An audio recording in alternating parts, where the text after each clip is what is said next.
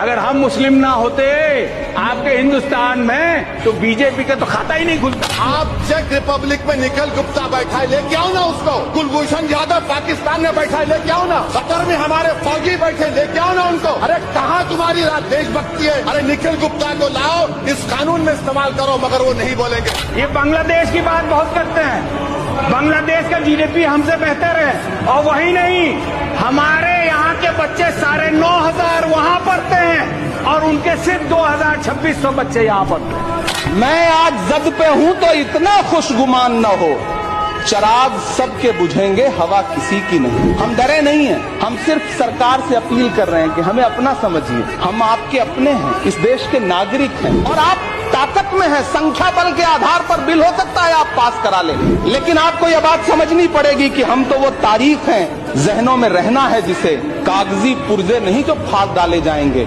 जिस जमीन पर मैं खड़ा हूं ये मेरी पहचान है। आप आंधी हैं तो क्या मुझको उड़ा ले जाएंगे? मुझसे पूछा जा रहा है कि 500 साल पहले तुम्हारी मस्जिद थी, नहीं थी? ख्वाजा अजमेरी की दरगाह कह रहे नहीं है। अरे सर, अगर मैं इस पार्लियामेंट में खोद दूं, इसमें गड़ा कर दूं, तो सारे जहां का हिस्सा मिलेगा तो मेरी हो जाएगी। What has change, please tell me. वजीर आजम कहते हैं कि वक्त का ताल्लुक संविधान से नहीं है। अरे कौन पढ़ा रहा है वजीर आजम को? आर्टिकल 26 पढ़ा लीजिए। खुदाई चल रही है इस देश में, कई जगह खोदे जा रहे हैं। ये खुदाई हम सब सांसद मिलके करें। किसान विरोध करे, देशद्रोही है।